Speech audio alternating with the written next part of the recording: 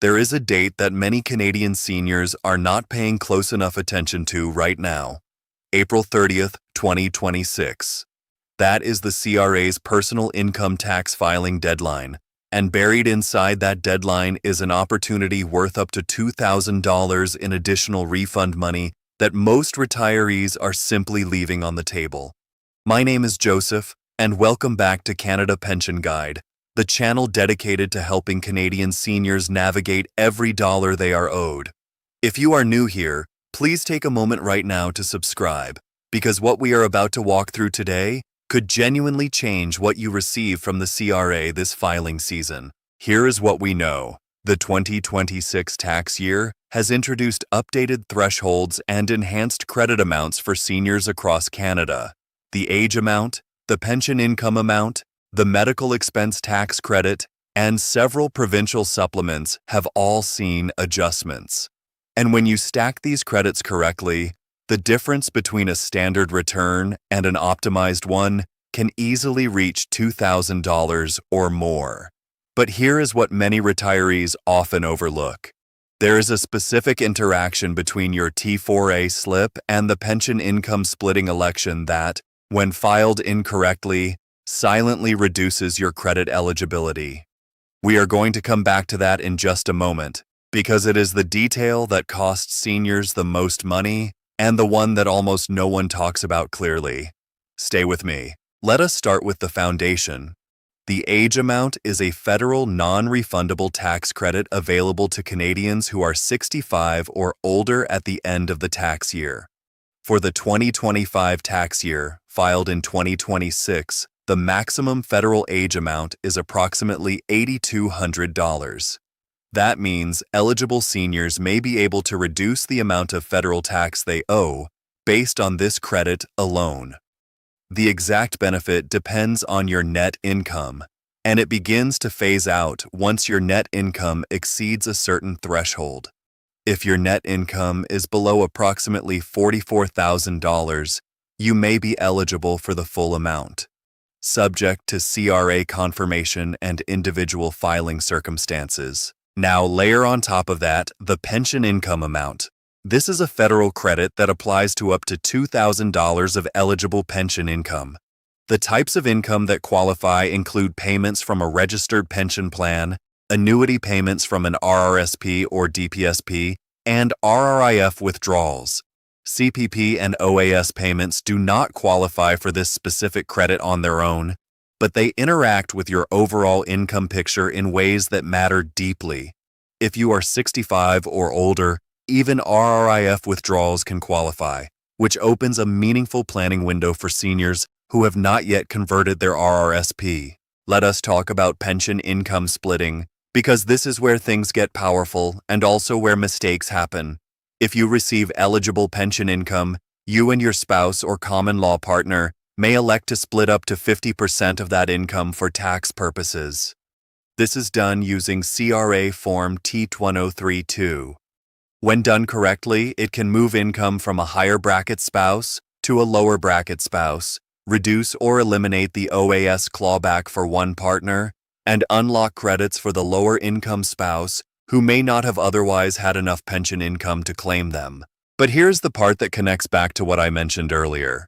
Your T4A slip reports pension income, annuity income, and RRSP or RRIF payments. If the amounts on your T4A are not properly matched to the pension income splitting election on Form T132, the CRA's system may flag inconsistencies, delay your return, or worse, recalculate your credits in a way that reduces your refund without a clear explanation. Many seniors receive a notice of assessment that looks slightly off and never understand why. Often, it traces back to this exact mismatch. The medical expense tax credit is another layer that goes underused. You may be eligible to claim eligible medical expenses that exceed either 3% of your net income or $2,400, whichever is lower. That threshold sounds high, but for seniors managing prescription costs, dental expenses, mobility aids, attendant care, or even certain home renovations made for medical reasons, the eligible amounts can accumulate quickly. Receipts and documentation are essential. The CRA does audit these claims, so organized records matter. Now I want to pause here and ask you something directly, because your answer matters to this community. Retirement costs look very different depending on where you live in this country. I would like to hear from you. Which province are you filing from? And has the cost of living affected the real value of your pension income? Comment your province and your thoughts below. It helps us understand what topics to cover next, and it helps other seniors in your province know they are not alone. Please take 10 seconds and leave that comment now. Let us keep moving. Provincial credits are a category that deserves its own conversation, but for today, understand this. Every province in Canada offers its own set of senior-specific tax credits that layer on top of the federal amounts we have already discussed. Ontario has the Ontario Senior Homeowners Property Tax Grant and the Ontario Trillium Benefit. British Columbia has the Seniors Home Renovation Tax Credit. Alberta, Quebec, Nova Scotia, and others all have province-specific supplements.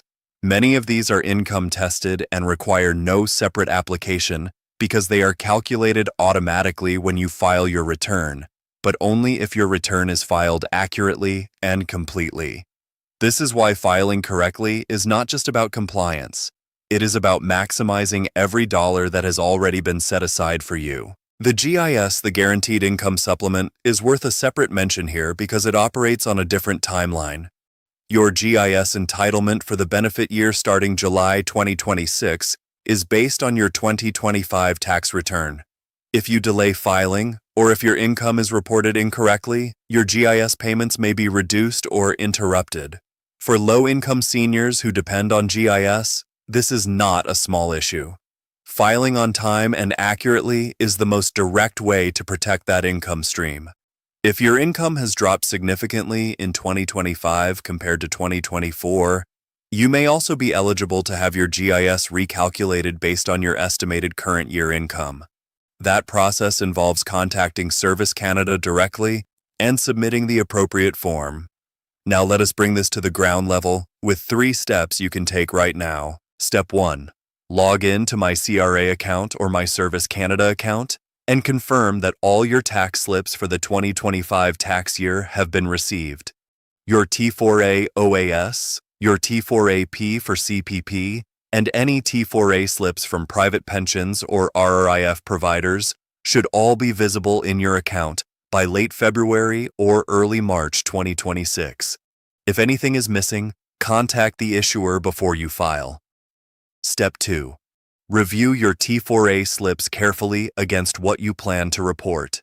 If you and your spouse intend to use pension income splitting, pull Form T1032 from the CRA website and confirm that the amounts you plan to split are the same amounts reflected on your T4A. Do not rely on memory or last year's figures. Pension amounts change, and the election must match your current year slips. Step 3. Before you submit your return, verify that your direct deposit information with the CRA is current. This sounds simple, but it is one of the most common reasons refunds are delayed or misdirected. Log in to my CRA account, navigate to the banking information section, and confirm that the account on file is active and accurate. A $2,000 refund sitting in a closed account or in a check lost in the mail is money that was yours and did not reach you. Here is what I want you to take away from today. The Canadian tax system is genuinely complex. It was not designed to be easy to navigate, and it was certainly not designed with the needs of seniors at the front of mind. But the credits we talked about today, the age amount, the pension income amount, pension income splitting, the medical expense credit, and the provincial supplements, these are real, they are verified, and they are available to you. You do not need to find hidden tricks or take risks. You need accurate information, organized documents, and a return that reflects everything you are entitled to. That is exactly what this channel is here to help you do. Every week on Canada Pension Guide, Joseph breaks down the details that matter most to Canadian retirees in plain language, with care, and with your financial security as the only agenda. If this video gave you something useful today, Please subscribe so you never miss an update. Hit the like button so other seniors can find this information when they need it. And leave that comment below with your province, because this community is stronger when we are in it together. You have worked your entire life building toward this. Let us make sure every dollar of it finds its way back to you.